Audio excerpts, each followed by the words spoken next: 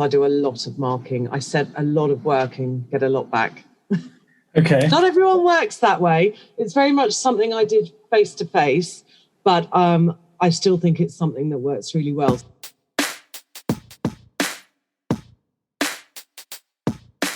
And in fact, I'm looking to change the language I use, because I don't just work with those pupils in a lesson. There's a lot more that goes on behind the scenes.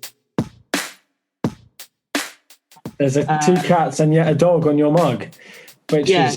I hope the cat, that's why you face it towards the camera, so the cat doesn't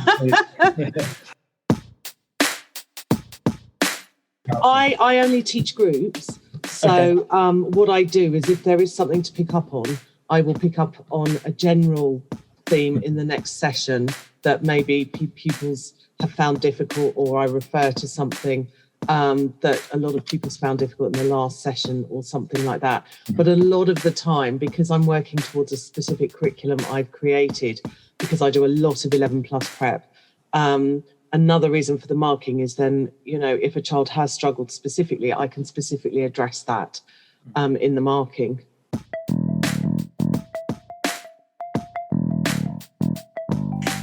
Welcome to the Qualified Tutor Podcast. I'm your host, Ludo Miller, and I'll be interviewing tutors and thought leaders from across the tutoring landscape to inspire, inform, and motivate you to become the best tutor you can be. The Qualified Tutor Community is a safe and supportive space for tutors who love to learn and grow. We offer training, resources, ideas, and a chance to connect with like-minded tutors.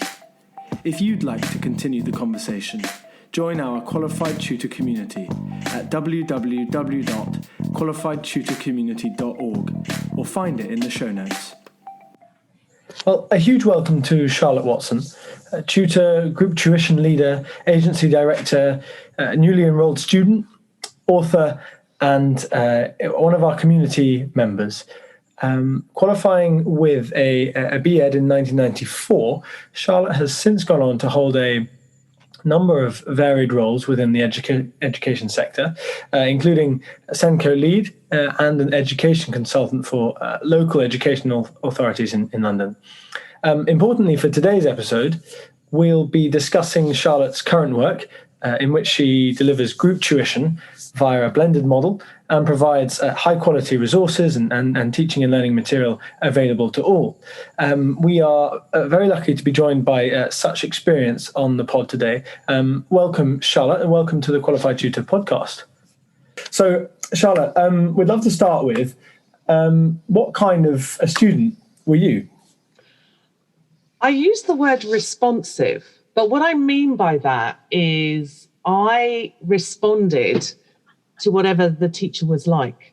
So, for instance, if the teacher was enthusiastic and passionate and engaging, then I would engage with them and I would just go with the lesson full gusto and give it my all. However, if the teacher was disengaged, was disinterested, then I must admit I would find it incredibly hard to engage in the lesson as well. And unfortunately, I would become one of those pupils who would probably sit at the back of the classroom and chat away and doodle and not take much interest. And in terms of any advice for teachers or tutors out there, I would say always have that passion. Don't ever lose that. If you lose that passion for your subject, for your pupils, for education, then you know it's time to stop. So ironically, I became an English teacher, even though one of my worst teachers was an English teacher. She clearly didn't want to be teaching anymore. She clearly was quite cynical about the education system and really didn't give it the all that she could. And I remember studying Julius Caesar for GCSE.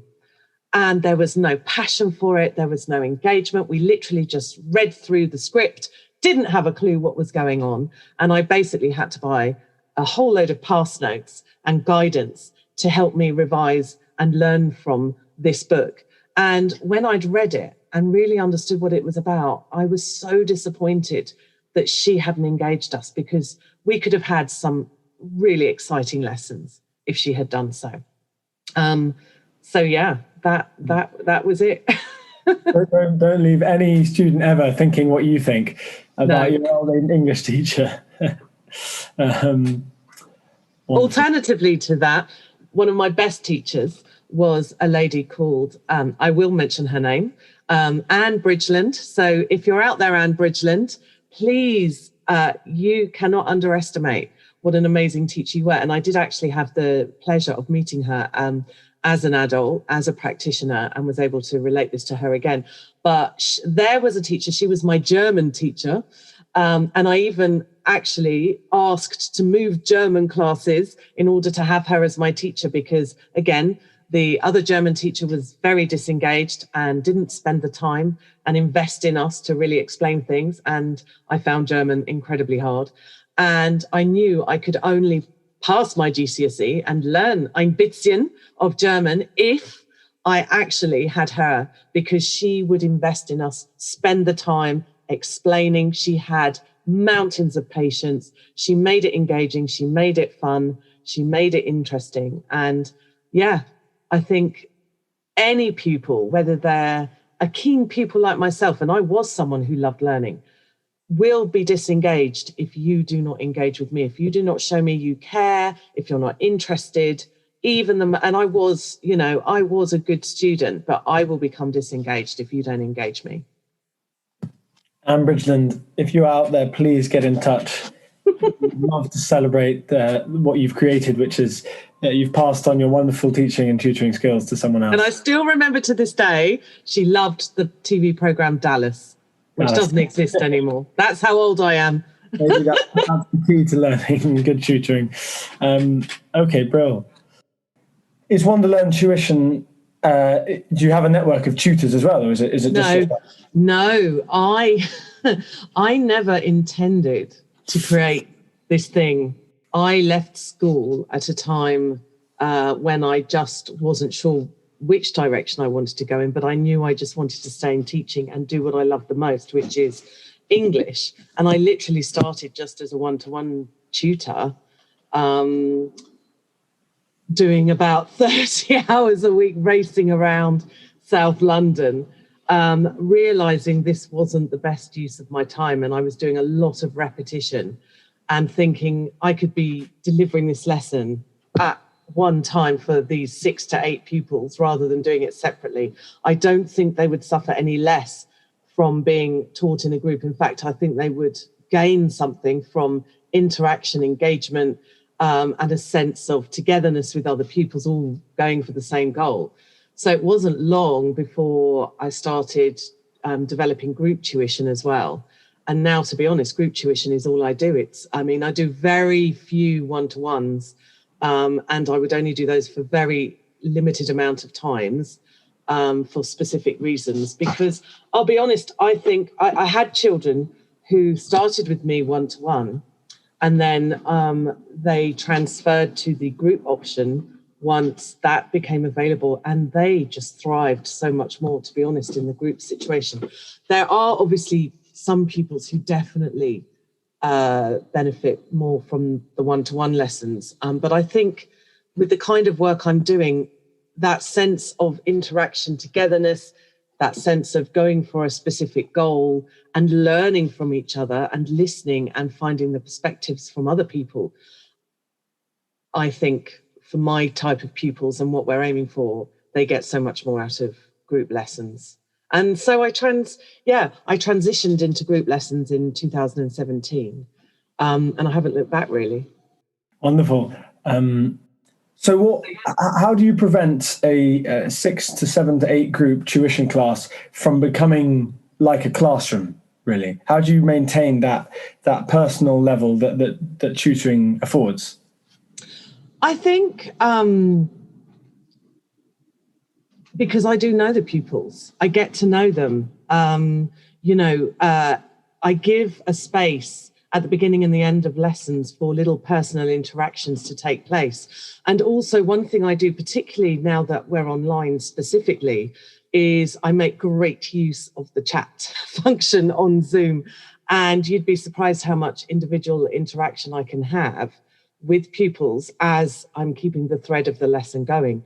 But I also afford time at the beginning and end of my lessons, before the next lesson starts. If pupils have any concerns or want to speak to me personally, I allow time for that to happen.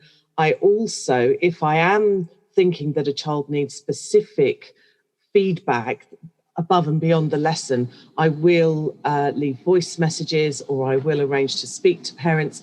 So for me, it is very important. My tuition, although at the moment I charge per lesson, it's much more than a lesson. It's very much a package.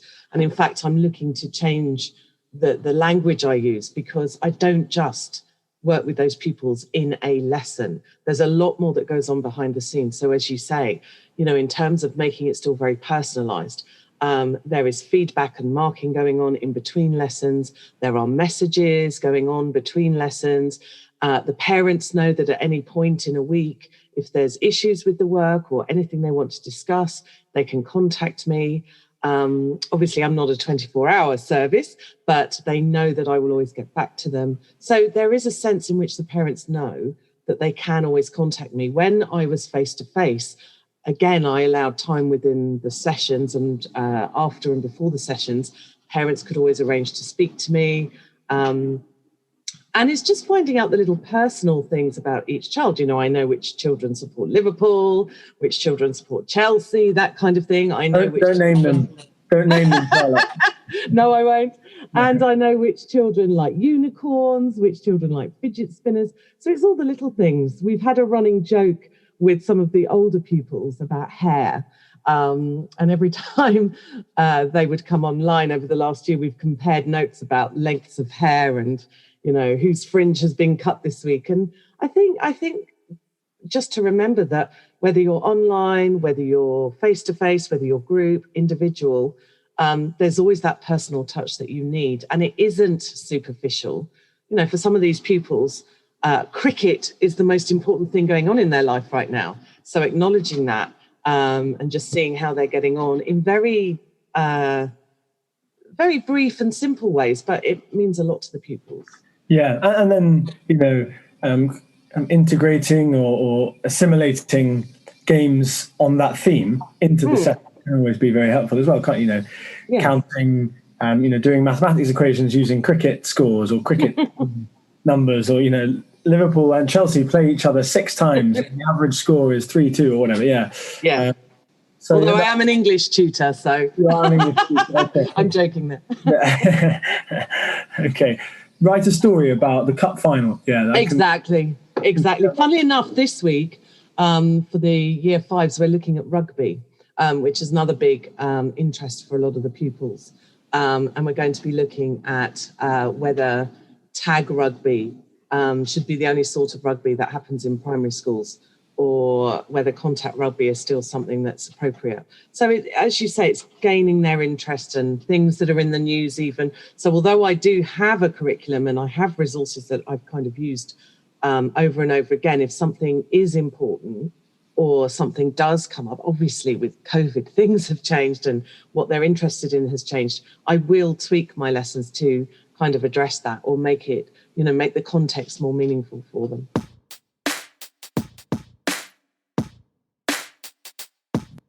To join the growing number of qualified tutors, enrol now for the Level 3 Qualification for Tutors. This 8-week online facilitated course covers the roles and responsibilities involved in teaching and learning, with a particular focus on inclusion, assessment, and feedback. Upon completion, you'll be awarded a Level 3 in Education and Training from Ofqual recognised training provider Highfield Qualifications. You will also gain a Qualified Tutor Quality Mark, the independent quality mark for tutors. Whatever your starting point, a qualification for tutors has to be the next step. Enroll today at qualifiedtutor.org/training. Okay, well, let's continue that theme of resources then. So what would you say for primary level English, what are your top 3 resources? And that can either be a style of resource, or it can be kind of an online resource platform that you use. It changes a lot. I use a mix of resources. So some of my resources are made by myself.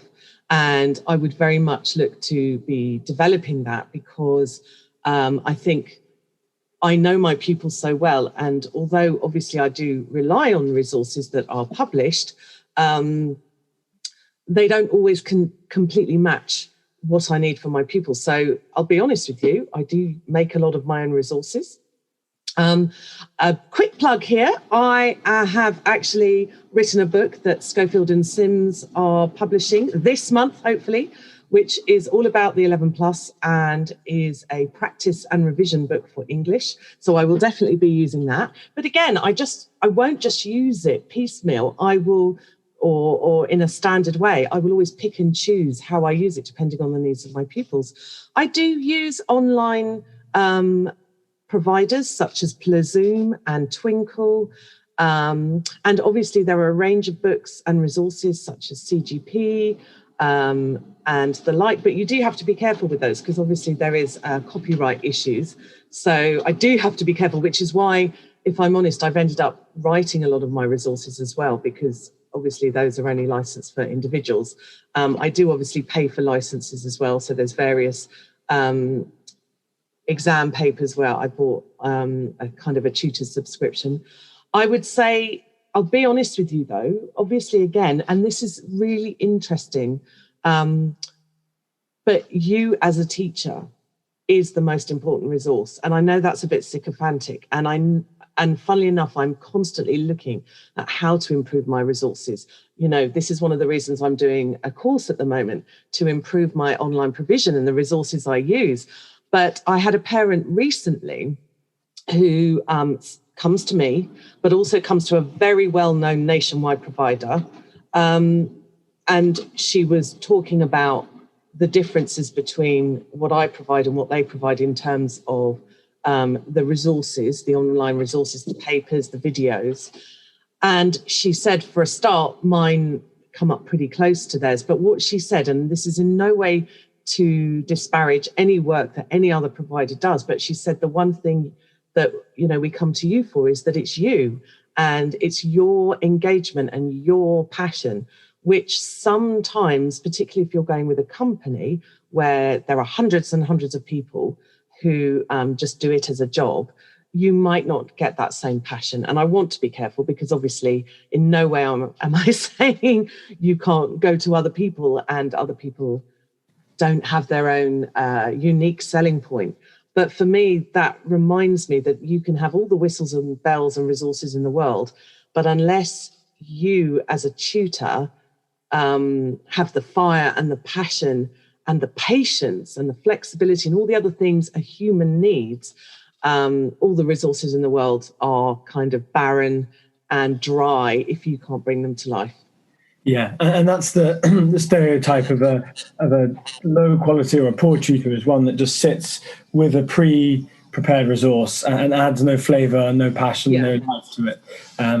So absolutely, that's kind of one end of tutoring, but really the end that we're searching for, and that, you know, we have so many wonderful tutors to show, you know, who display that this strategy is really to use the resources to add to your own, you know, your own passion.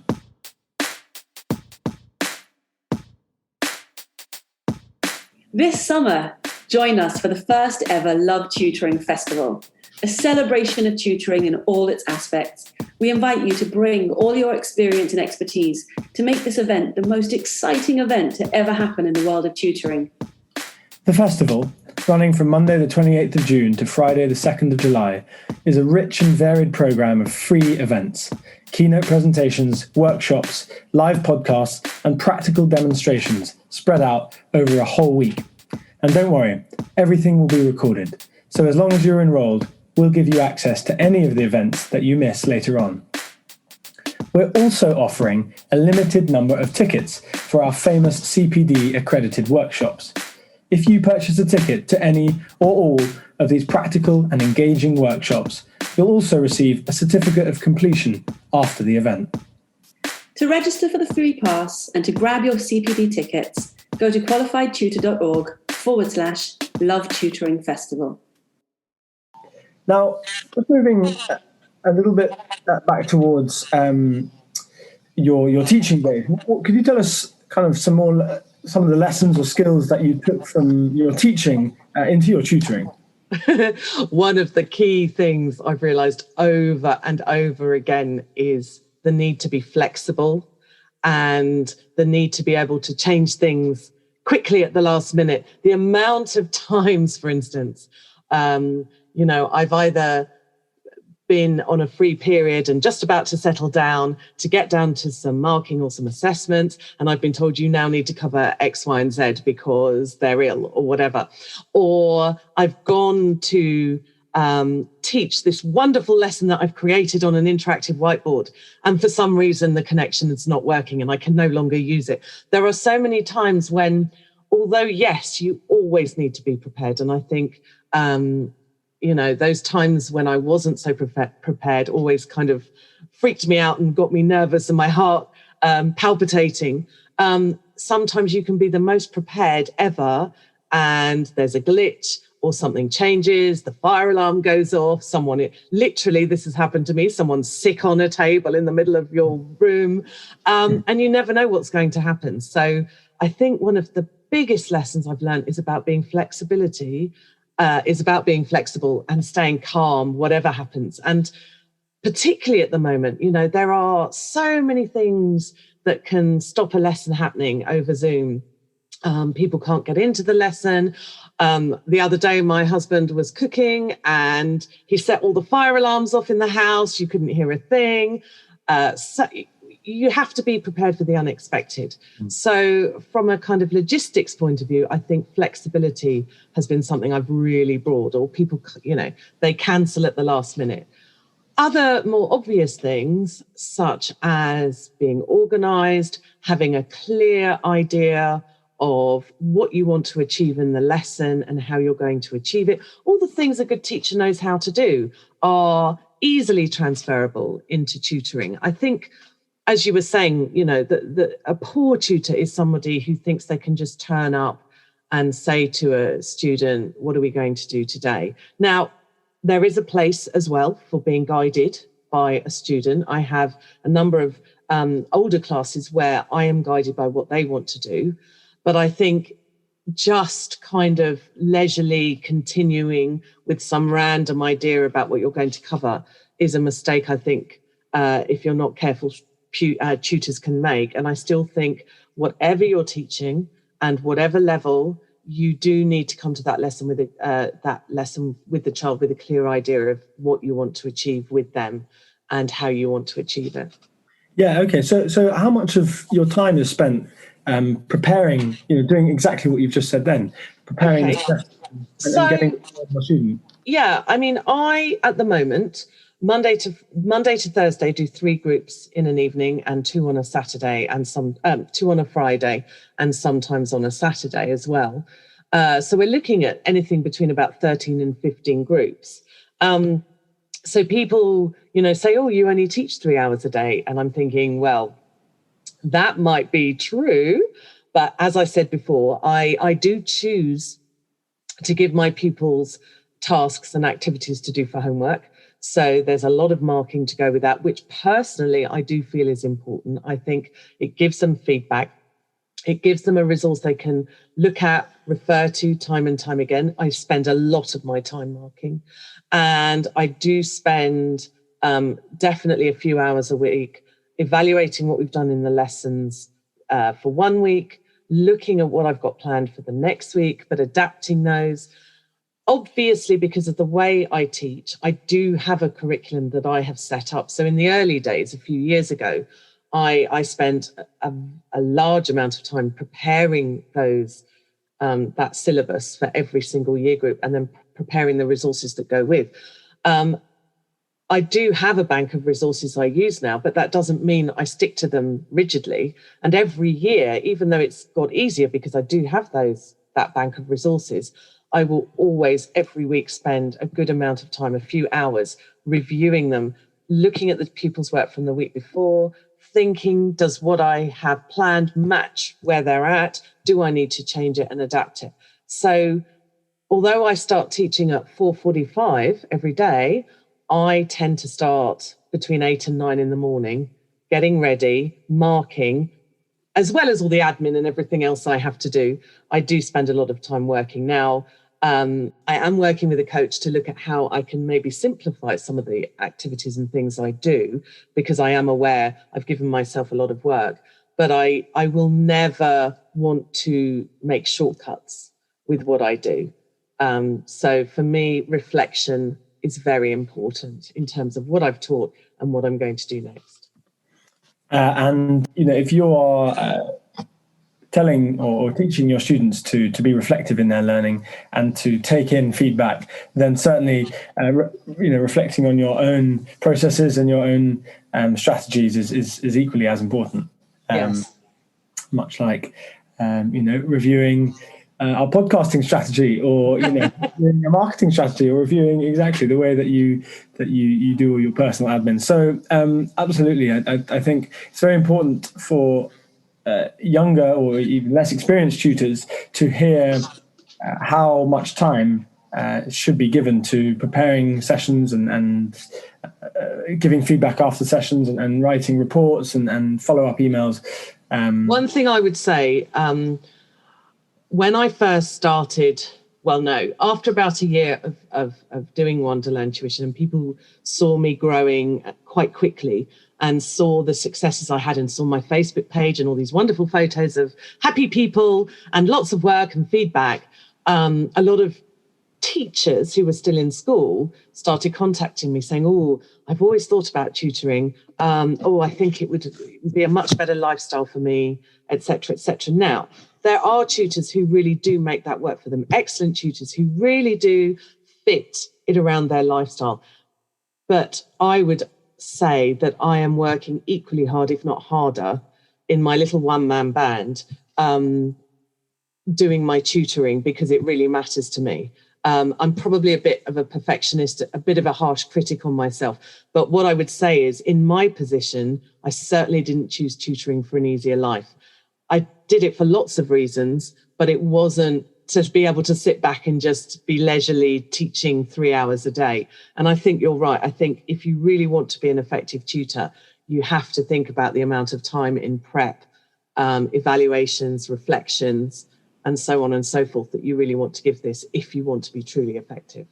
Yeah, I think it's probably more to do with the fact that you get to choose kind of your own hours and you get to choose your own work, and you get to choose how you work. Although having said that, you don't really get to choose your own hours, do you? Because the school day finishes at a certain time each day, and then dinner starts happening, and then they go to bed. So there are only a couple of hours that you can tutor. But at least, I guess, it's it's much more self-determined. I mean, don't get me wrong. I have been looking at my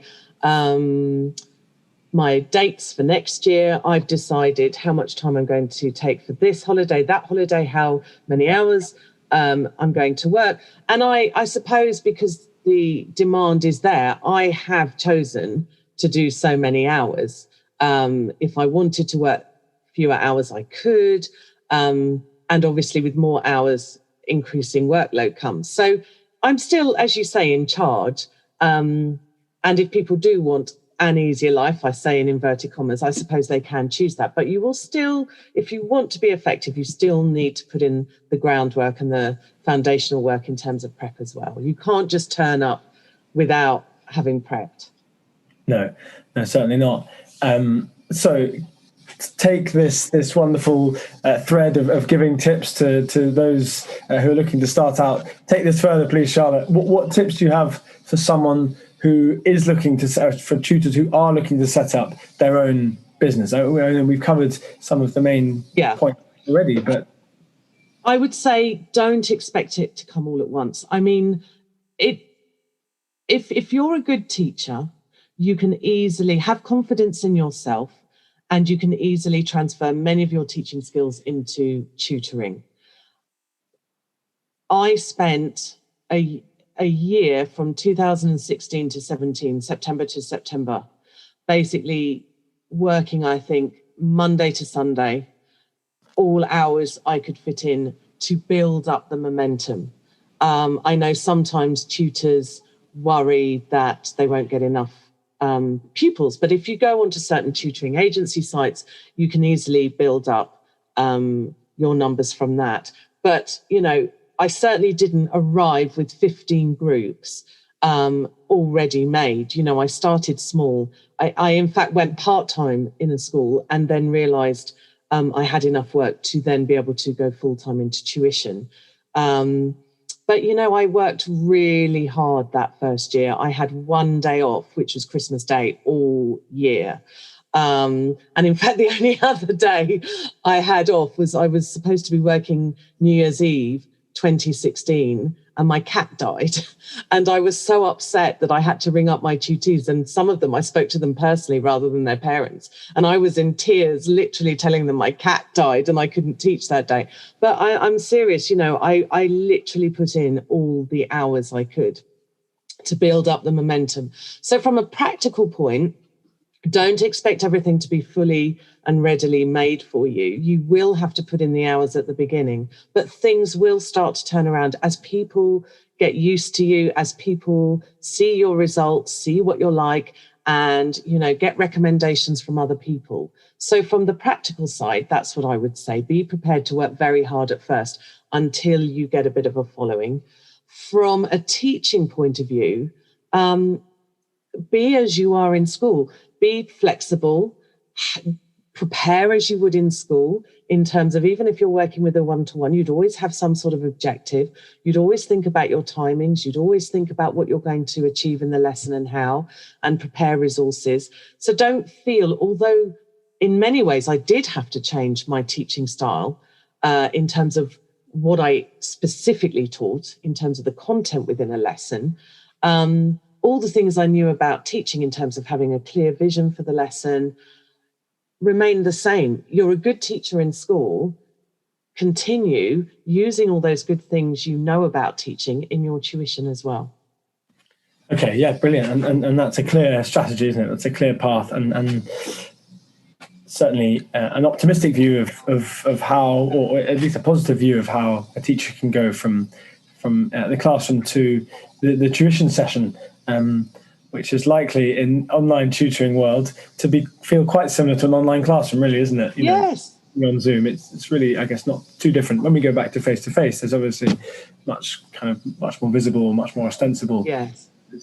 So that's something also to bear in mind if you're thinking of making the transition in the current climate. The one thing I would say, obviously, if you are teaching or tutoring one-to-one, that in itself is quite different. Compared to teaching a group. It's very intense teaching one-to-one. So if you're specifically changing from being a teacher who's used to teaching, 30 in a class, to teaching one-to-one, it is a very different experience. So you would have to think about how you're going to keep a child engaged during a one-to-one session. And the one thing I would say is definitely break up the session into little segments. And make sure that, every 10 to 15 minutes, you're thinking about a change, either in input or in content or in activity. So that is one thing I would say that's different. I obviously teach groups now. So in a way, the transition is slightly less. But thinking back to being a one-to-one teacher in the early days, there was quite a big jump in difference. And what I don't feel you can do, which I think people do have to be careful of, is you can't just set them an essay and sit and watch them for an hour. That is not a good use of your time. Yes, you're not an exam invigilator, are you? No.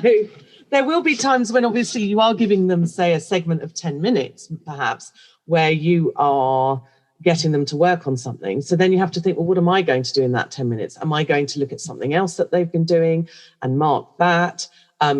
I think it's very important that, parents are paying a lot of money for a tutor, particularly if it's one-to-one. So you have to make as much use of that time as you can. So even if they are working on something for 10 minutes, think to yourself, well, what am I going to do in that 10 minutes?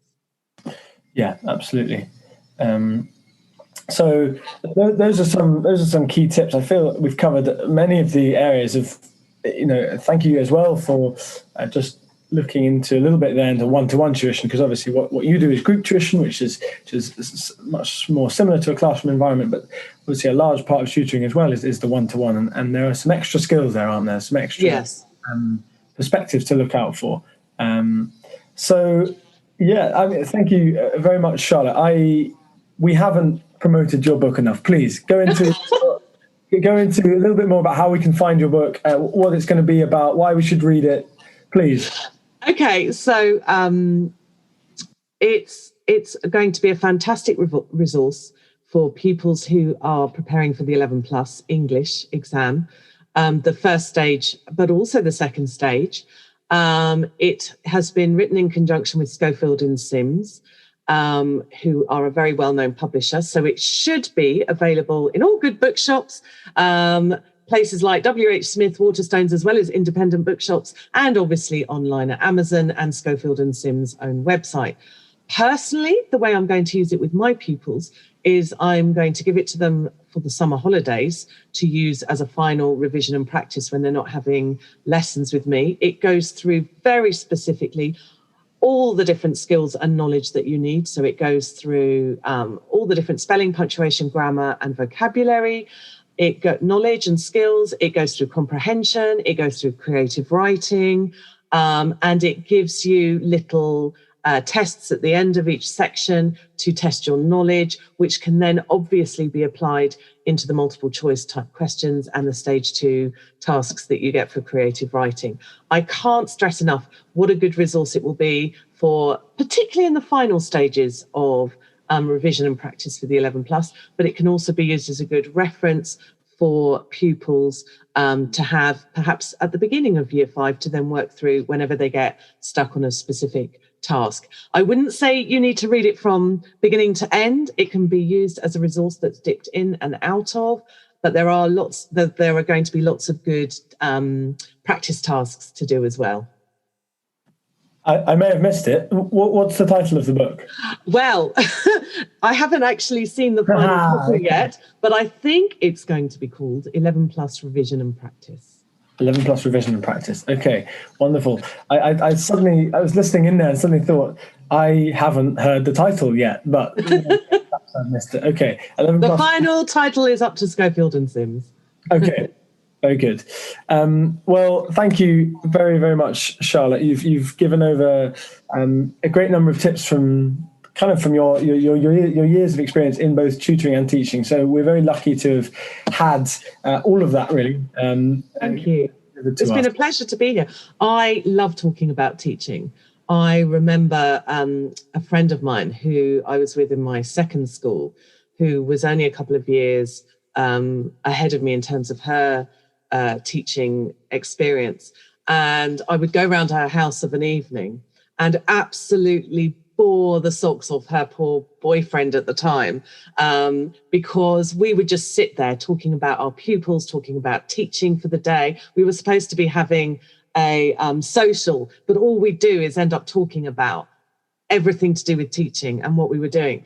And what's so wonderful is this person is now still a very, very good friend of mine. She's now what I consider a super head. She's been a head for a while. She's been an executive head. She's an amazing person. And we still get together and talk about teaching and learning. Even though we're supposed to be switching off, we can't help ourselves. So, you know, for me, I love talking about teaching. I love talking about tutoring now that I've made that transition. Yeah. And as one of our newest community members as well, you can get in touch with Charlotte further in the community, or of course at wonderlearn.co.uk, which is Charlotte's group tuition company. So we're delighted to have had you on the pods. We would love to have you back on if it's something that you love doing. Oh, yes. We'd love to facilitate that. It's share, it's collaborate, it's learn. So there's plenty more to discuss there, plenty more to learn about. Okay, thank you, Charlotte, very, very much. And we'll see all our listeners next time. Bye. Thank you. Bye.